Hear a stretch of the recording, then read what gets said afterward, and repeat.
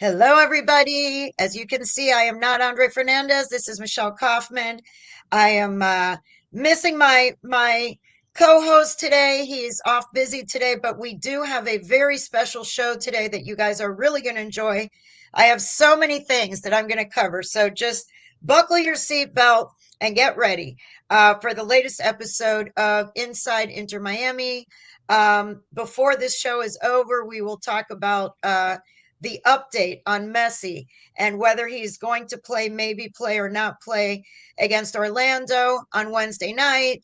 I'm going to talk about Jordi Alba's update. What's his situation? We're going to talk a little bit, wrapping up, reviewing the game from the other day against Montreal, previewing the game against Orlando. And then I have a special story that I wrote that was just posted that will be available in print on Wednesday for those of you dinosaurs that still read print, but also online, already online on Tuesday, about Messi's impact on sports betting in MLS, which was a fascinating story to report. So I'm going to close up with that. But before we get to all of that, I have the perfect guest to help me go through the show today. And it's someone that has connections, all kinds of connections with Messi, with Inter Miami, and all kinds of things going on in his world. So I am going to introduce you now to Chris Moramarco.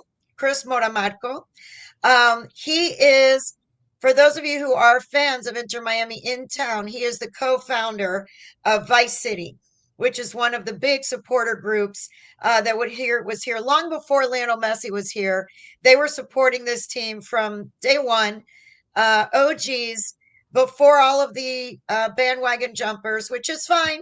We love bandwagon jumpers. Bandwagon jumpers are watching this podcast, listening to this podcast, reading my coverage, filling the stands, buying T-shirts, buying merchandise. So there's nothing wrong with you if you've just decided to join the show, join the fun.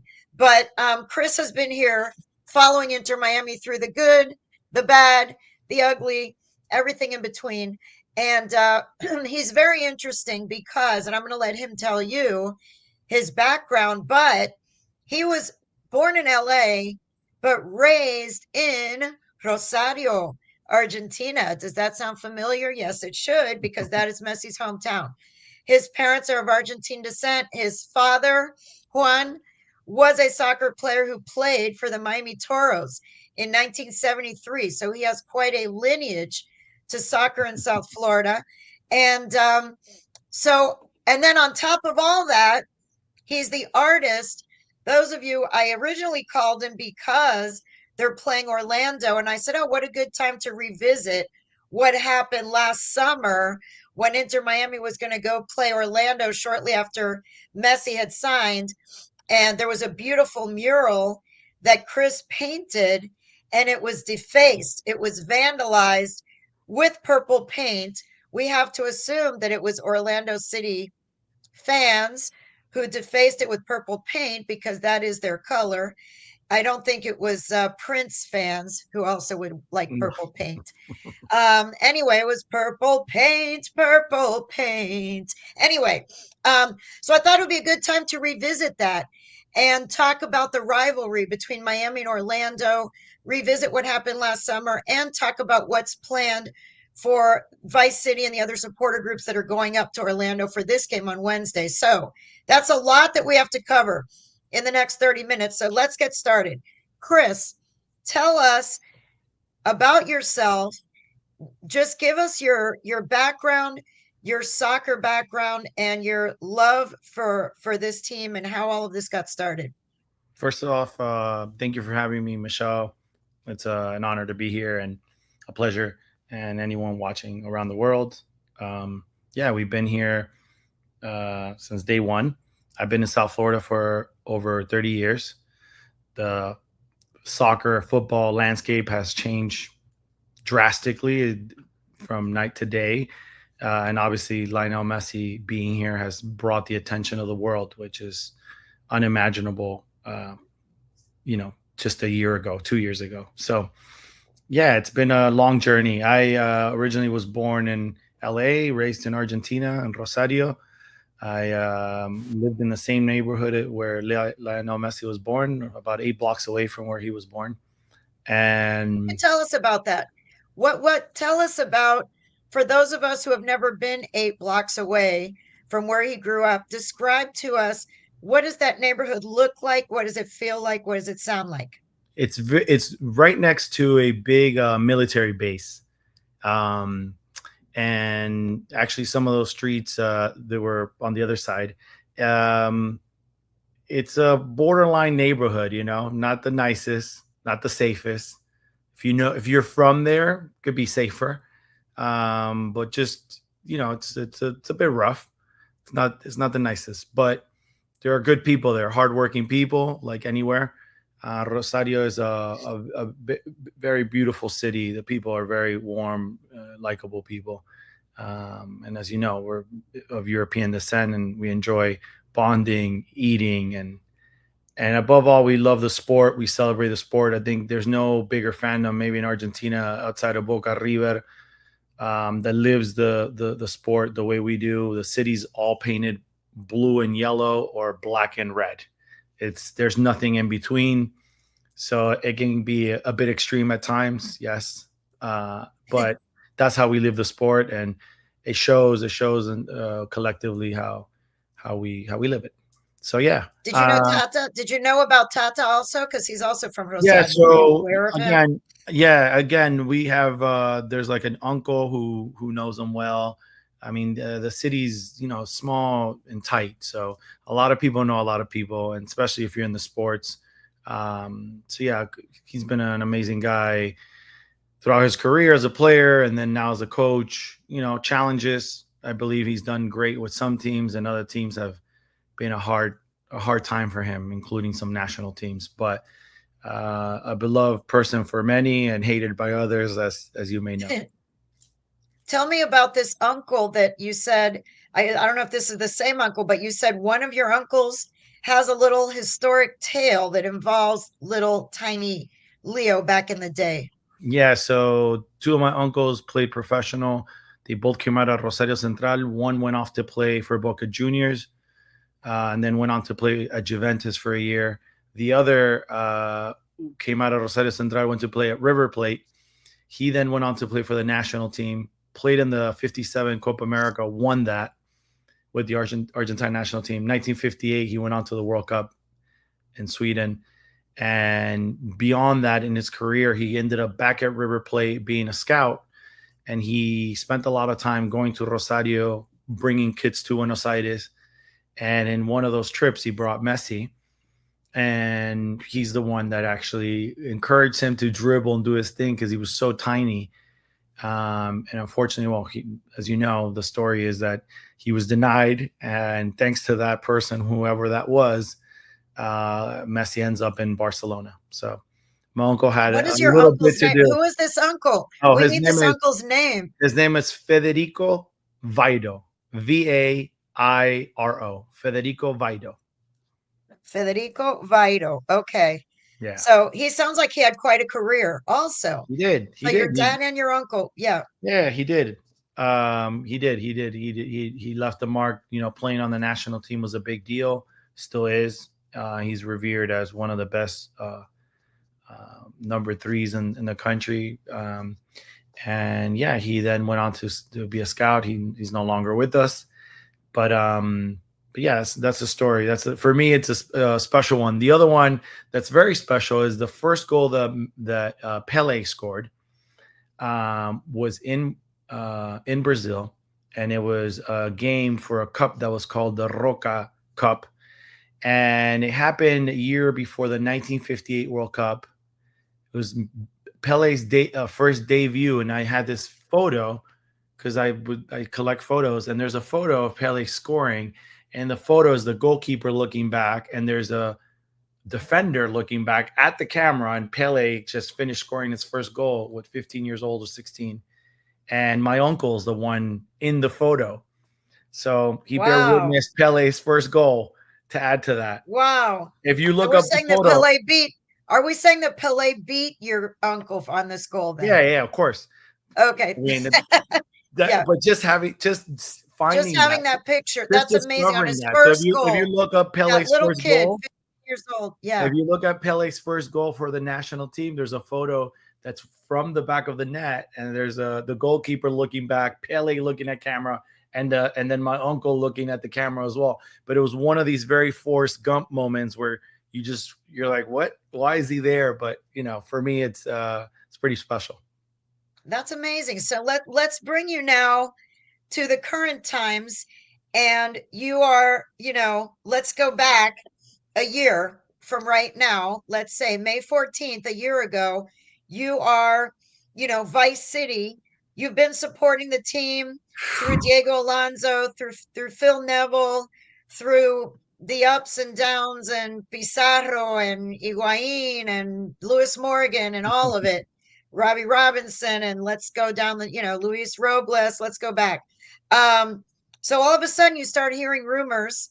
Well, there had been rumors a long time, but on June 7th, when Lionel Messi, who is from Rosario, who has these connections with you and your uncle and whatever, when you hear the real news that it is for real, that this guy is coming here to play for the team of which you are one of the heads of the supporters group, tell us about that. And what was that like for the supporter group, for you as an Argentine person? What was it like finding out that he's coming here, and what has it been like? I wanted to talk to you about the fan experience pre-Messi's arrival and post-Messi's arrival, because it's very different. It was warm and cozy and fuzzy back then, and then it becomes a global team. I know from the media perspective too. I used to just have full run of the place, and I could just show up for the practice and walk onto the field and chit chat with Phil Neville about my family and his, and there was no security and whatever. And now I have to go through metal detectors to go to practice. I have to RSVP the night before if I'm going to be in training, and there's so many rules, and we are definitely at arm's length because of one person. So if you could just talk us through, what was it like finding out that this hero of yours from your hometown is coming here, and then review for us what it's been like for the last 11 months, I guess. Yeah, so I think just before the announcement, we had gone through a series of bad results as we had for the first 3 years. I think we were pretty fed up with certain things, and we wanted our voices to be heard. I think we got pulled into a big meeting with the club. The club's always been amazing to us, and in regards to communication, open doors, I would say. But I think in that particular scenario, we were pulled in, and they told us, like, guys, like, please, there's something big happening very soon. Trust us. Big changes are coming. So we knew, like you said, we had heard. We speculated. I think when he went off to PSG, that was like a big disappointment because we thought he was coming here. So it's kind of like, all right, maybe it's not happening. How many transfers do you hear that don't materialize? So I think at that point we just said, regardless if he comes, we still are here, right?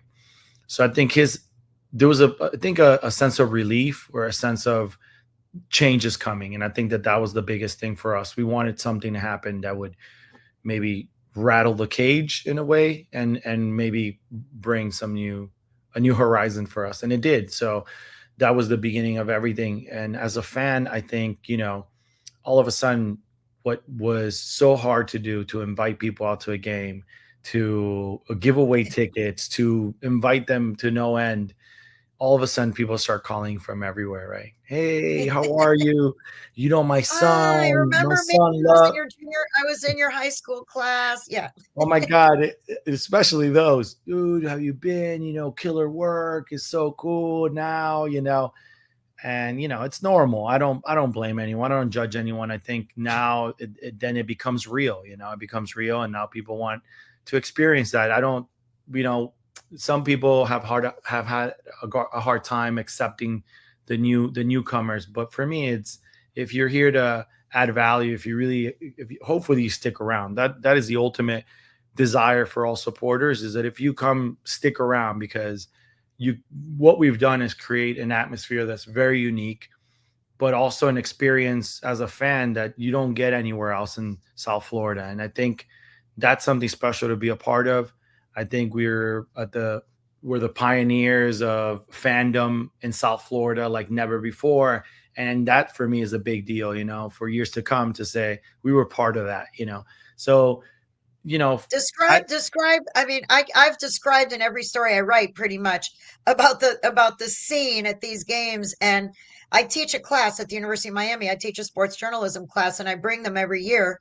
And this year again, they got to come and they actually got to see Messi play. Half of them did anyway. I had 9 and 9. I had 18 students. One group of 9 went on a game that he didn't play, and then the other 9 went in Montreal. The other game he did play. But anyway, the students who have never been to a professional soccer game and never been to Inter Miami, they were floored. Their jaws were on the ground and they sat outside.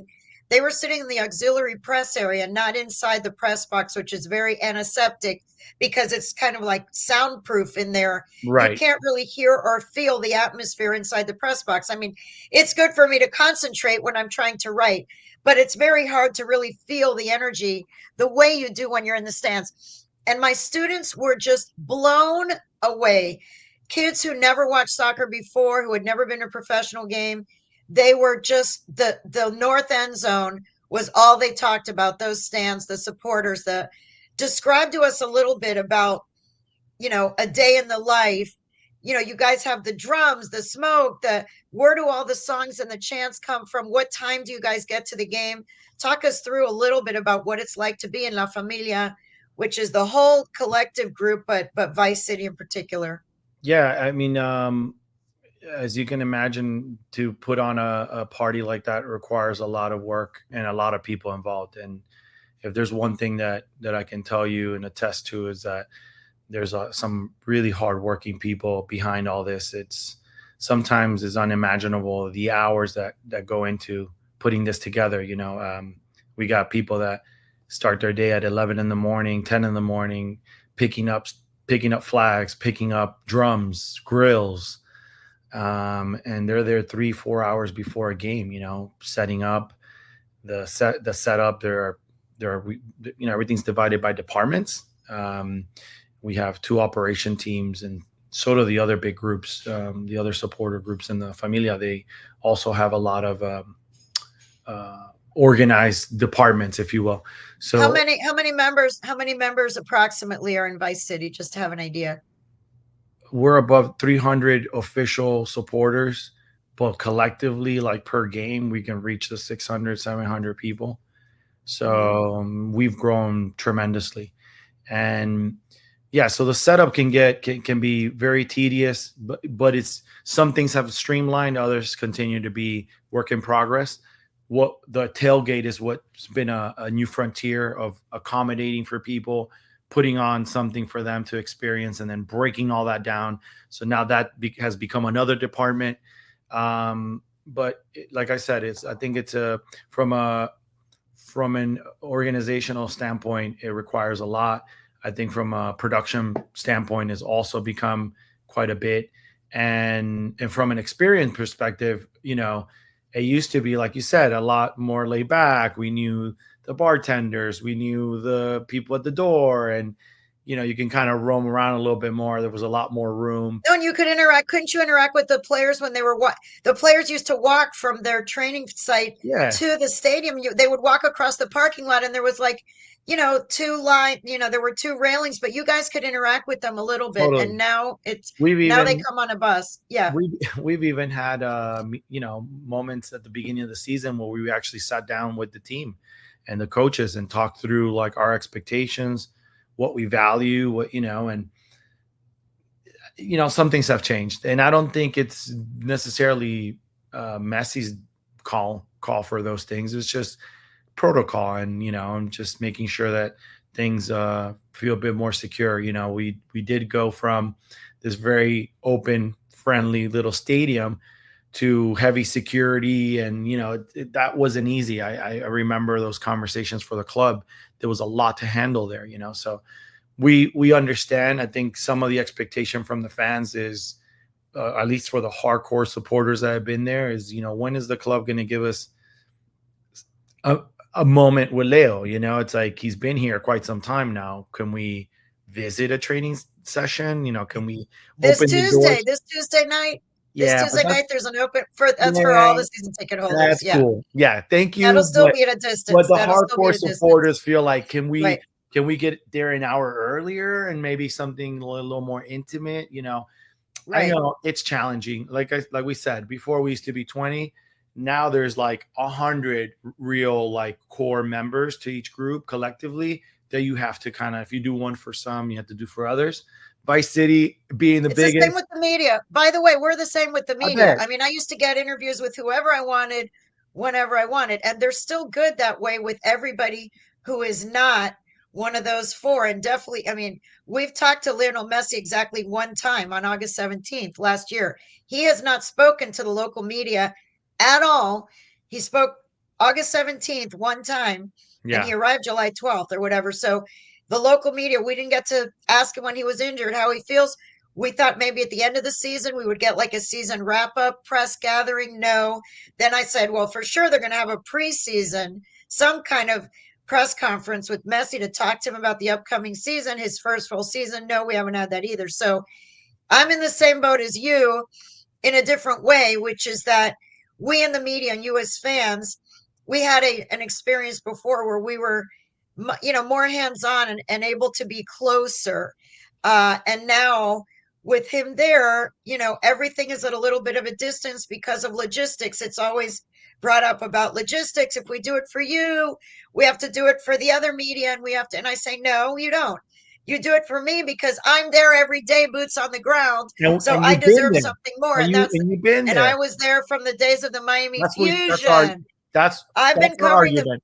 I've been covering this team since 1996. I've been covering MLS in Miami. So don't come with me that because some local TV station that's never shown up before, they're going to want something. Well, too bad. I mean, there should be a reward for longevity. So that was Amen. always my take. And I think it's the same for you guys, the Same. OGs, the originals who were there from the beginning.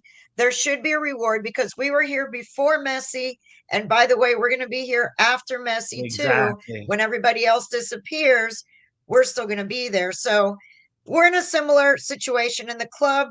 Again, like you say, they're all good people. I like Yeah. everybody that I work with at the Yeah. They're not club. They're just wonderful. And for anyone, if I want to talk to, you know, Drake Callender, I want to talk to, Kramashi, I want to talk to, pretty much anybody else. But Messi he's kind of untouchable for us too. yeah. Yeah. I can relate. I can feel your pain. It's frustrating. I ultimately because our fans feel like, well, what are some of the advantages or benefits for being in a supporters group? We do all this. We're not asking for much. It's a photo with the kids. It's a moment. But again, I get it. And a part of me gets it. A part of me, as a voice for the supporters group, I go up to bat and argue the point. And sometimes it gets a little heated with the front office because we want to give our fans something special. Otherwise, like, you're no different than sitting somewhere else. And I think And that I'm the same. So I can get this. I want to give my readers something some else. insight, I am boots right? on the ground every day. I want to give them some insight that an outsider who's never there and just shows up once in a blue moon, I want to have more than that person has because I've worked like you've worked as a supporters group all these years. I've worked all these years driving a long distance from Coral Gable, Oh, driving forget over it. an hour to go to these games and to go to the training in Most the of us morning come during from rush South hour. Florida. Yeah, Yeah, a I'm lot of coming commute. from way far south and I'm driving, leaving my house at 6:45 in the morning so I can get to the training so I can do, and so yeah, we want to it's not that we're being selfish, it's we want to provide. We are working hard. You as a supporters group, me as a journalist covering the team, we want to provide more insight, and to do that you have to have a little more access, and it's difficult. It's a tug of war about the access, for Yeah. sure. What you just said is it, like we ultimately what we wanted, what sets us apart beyond the experience that we can provide is access, and the access doesn't necessarily have to be Leo, but again, there are challenges to everything. Obviously, they have a full agenda of issues that they have to address, and some of these things, like what I just pointed out with the open training session, some of our guys are up in arms because we've been asking for something like this for quite some time, and then they just open it up to the public.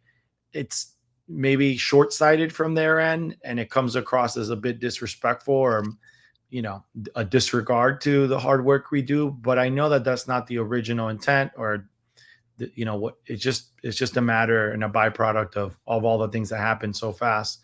But yes, we do demand a little more access, a little more intimacy with them, because we're not just everyday people.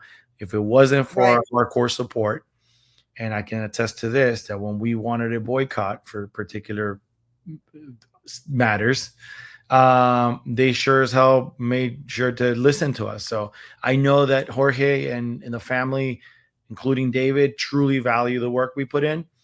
But like I said, sometimes people that are working forget that this is not just a 9 to 5 for us. It's a passion driven.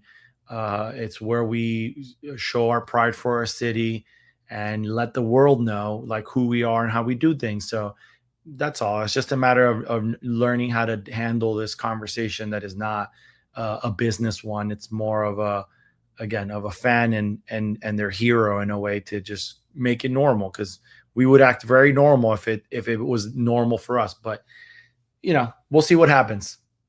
We'll see what happens. Well, yeah, I agree with you on the yeah, maybe they could have my husband is a season ticket holder, so I mean, they did pay a lot of money and they were promised in their season ticket packages that they're going to get something. So maybe they could have done two tiers, like you said, have the one tier for the sport, the season ticket holders who do pay a lot of money, let them have an open training session, but then have something more intimate for the supporters groups. I think that would have been a good idea. So I want to segue, because I could probably talk to you for 2 hours, but we don't have that long. Um, let's segue into the mural that you painted of Messi last summer, and what happened with that mural, which was going to lead us into the Orlando game, which is the next game that's coming up on Wednesday night. Tell us briefly about the mural, the idea for it, and then what happened to it. Yeah. So we knew that we wanted to welcome him, and we did a beautiful mural in Wynwood. The mural is no longer there. If you know anything about Wynwood, the arts district, it's a world destination for the arts, for street art, and these walls are in high demand. So through relationships, and because I'm involved in the arts, and I know a lot of people in the art space, we were able to get a very, very well known wall, or in an area that's very prominent for artists. So took over this wall, we painted it. Took us about maybe a week to paint. We did something really neat. I sketched the artwork, conceived the idea, the design, but then we had all supporters come out and paint it. So that was a beautiful thing, to have kids, parents, grandparents come in and paint. So everybody got to put their hands on the mural. The mural might have been up, I don't know, a few days.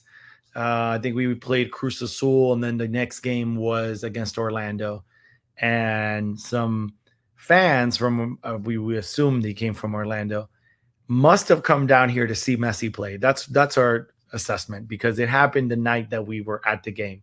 What we assume is that we were at the game. Some Orlando fans came and threw paint. They threw paint over the Vice City, not over little Messi's face. So obviously we were up in arms, enraged. Within 24 hours, we were back at the wall. Even more people showed up. It turned into this big party, and we fixed the mural within 24 hours. So that was like a big story for us about unity. I think it showed everybody that you're not going to mess with us, and I think, as disappointing as it was to see that, it was, or shocking, I think it was a beautiful thing that made people come together yet again, and show what we're made of, that we're not going to give up, we're not going to back down. And as far as for me and our leadership, like, and what we've always been behind is, we want to eradicate racism. We want to eradicate violence in any which way that we can. So we make a big effort to police our own section. When we travel, we're constantly like reminding people of not being, to not give in to the I provocations. want to ask that about Orlando. Yeah, because I mean, tell us about the Yeah, I'm rivalry about with to get into that. Orlando is pretty heated. Is pretty Yeah, heated, yeah. and And it's gotten sometimes some nasty. people maybe go overboard. Yeah, Yeah, it's yeah. gotten nasty. It's gotten nasty, but I think it's happened so much that we've already reached the point of you know we said enough is enough, because we went from like being the nice guys to now like feeling like we're pushovers, and some of these guys are not the smallest or the most they're pretty intimidating, but they're making a big effort to not react. They're supporters at the end of the day, and but we made an effort to not give into those things, and what we've tried to do is take on that as a for the sake of creativity, to come up with unique things to do to deliver messages, but in a non-violent way. So beyond that, I think yeah, it's gotten heated. We gotten our tires slashed in Orlando. We've gotten Mm. flags stolen. We've gotten. There's been a lot of incidents throughout the years. Wow. Obviously, we don't want we bring them back to the club at some point when other things have happened. Recently, Orlando's asking for a banner that was displayed. We don't know who took the banner, but a banner showed up in our supporter section that belonged to their hardcore supporters, and they demanded to their club that they want it back.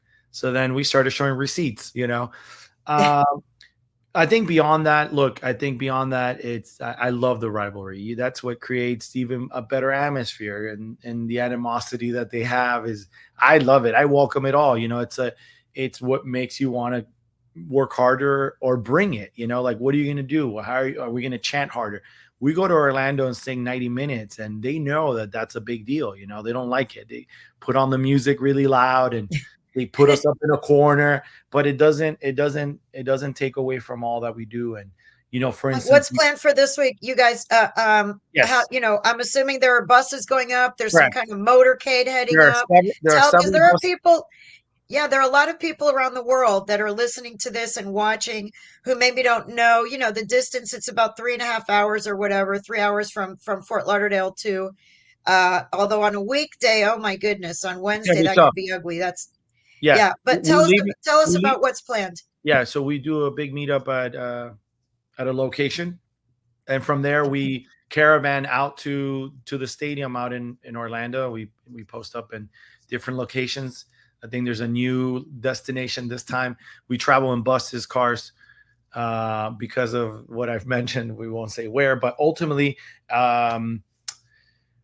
we have a caravan of people traveling. Vice City itself, we have a bus, one of these big Greyhound bus. We're about close to 90 people from Vice City. Collectively, I don't know. I know that there's a lot of other fans. It's a midweek game. A lot of people had to work and stay behind. But it's a party to travel to Orlando all the time. If we could be there, we're there all the time. So it's a big deal tomorrow. It's going to be an exciting day. Hopefully, we Yeah, get it's the going to be win. an exciting day. It's going to be an exciting day, and I want to We've segue yet to quickly win at their into the stadium. huh? We've yet to win there. Right. Miami has never won there. Javi Morales mentioned that today. Miami has not won in that stadium. And the big question going into this game is, of course, is Leo going to play or is he not going to play? My guess is that he may not play. He is coming off a stretch where he played 6 games in a row, 90 minutes. He has been, for all the talk about, oh, he doesn't, blah, blah, blah, he doesn't play, whatever. He has played. The man is turning 37 next month in June. He is turning 37 years old, and he played 90 minutes plus in 6 straight games. And he scored 6 goals and had 8 assists during that stretch. And he's been playing really, really hard. No one can question his desire. He had a little knock on the knee in the game against Montreal. He was writhing around on the ground for a while, had to go out for 2 minutes, which we saw he did not like. He actually barked into the camera that, with rules like this, where is this league? Where are we going with rules like this? The new MLS rule that you have to, if you require attention from a trainer, you have to then leave the field for 2 minutes. But everyone within the club is saying that this needs to be revisited because there needs to be more nuance to it. If your team is losing And it's not Right. like you're going to be wasting time. If your team is losing, your player is not going to be wasting time on the ground. So they need to maybe change the rule a little bit. But anyway, so he got knocked in the knee. He came out. He was ruled that he could play. He was cleared to go back. He went back and he played the rest of the game. But they had been going through several weeks now with just one game every 7 days. Now it's back to 3 games in a week. It's a midweek game. Copa America is looming on June 20th. The FIFA window opens on June 3rd. So, he wants to be fresh and fit. Also, he wants to be fresh and playing well, but also fit and rested for Copa America. So it's a real balance. In this week, they have 3 games. This game in Orlando is on the road against a very bitter rival, as you just explained. It's a game that has gotten a little bit physical and spicy at times. So maybe they don't want to risk. Maybe they don't want to risk him in this game. They've got 27 points. They're in first place. They have other players who can play who haven't played as many minutes as him. Maybe they rest him for the game, maybe Saturday against DC United, and just have him play once a week for this week and next week. And then all of a sudden it'll be June and he'll be off to Copa America.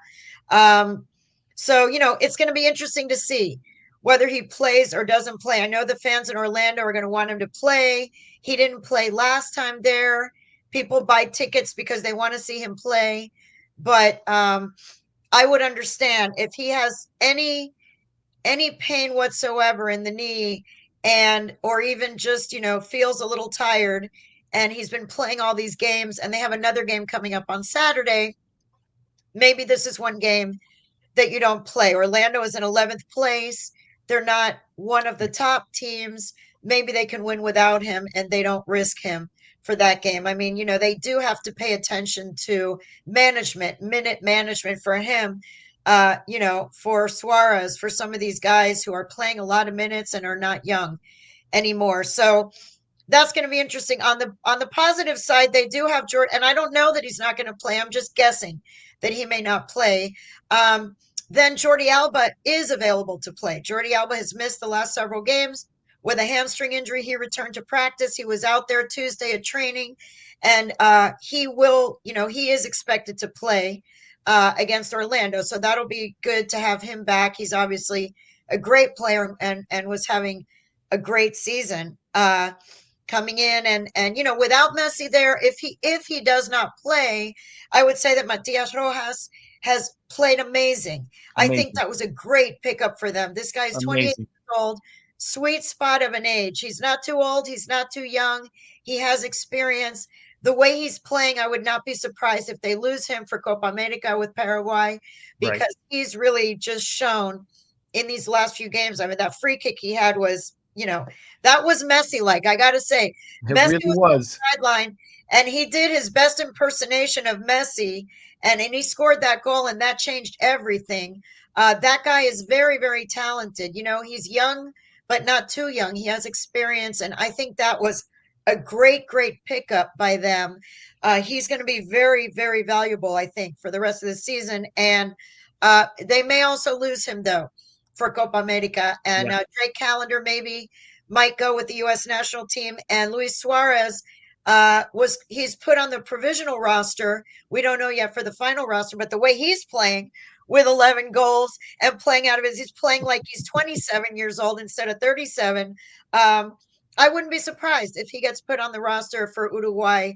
And then, Copa America, we'll talk about that on one of the later episodes, but wow, is that going to be an amazing tournament with Uruguay playing in Miami, with Peru playing against Argentina in Miami, and then the final in Miami. I mean, you could end up having Brazil against Argentina at Hard Rock Stadium, which would Oh, be incredible.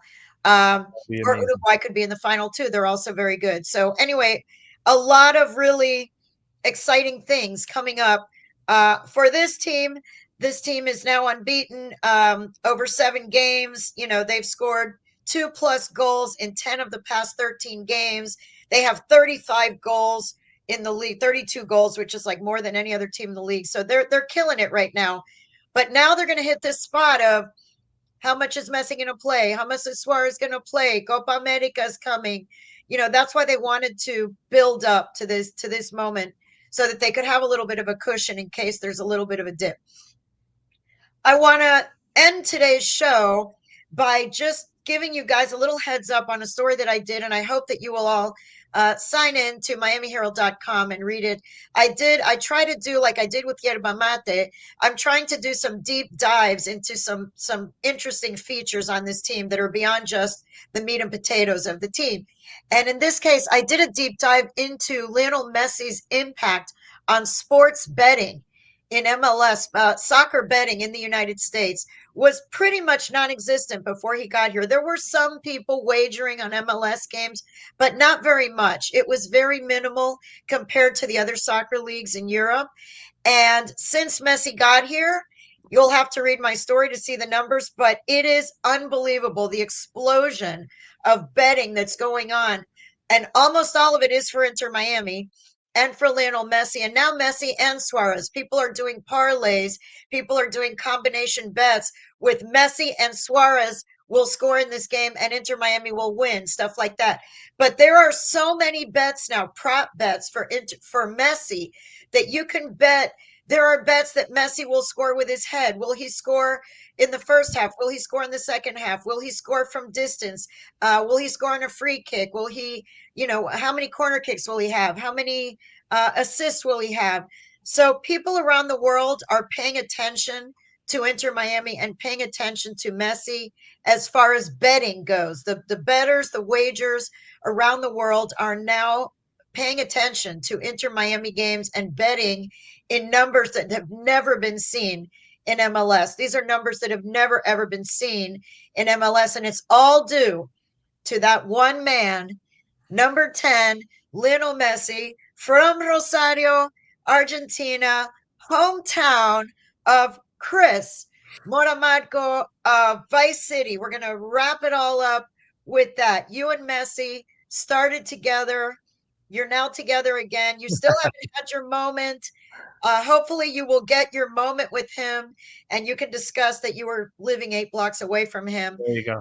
But the truth is, everybody is impacted by Messi's arrival on this team. From me, from my job as a journalist, to your job as one of the heads of Vice City, to everyone who works for the organization that has to change everything logistically because of that one guy, from the security guards' jobs to the media directors' jobs, to the coaches, to the teammates, to the bus drivers, to everybody, and even the gamblers.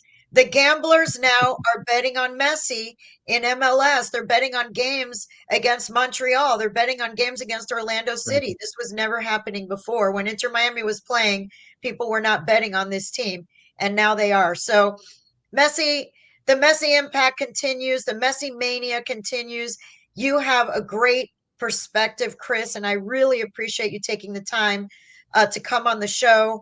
For those of you who have never watched Vice City and watched the supporters, make sure that you somehow get some videos and watch what they do, because they provide an incredible atmosphere that you do not get.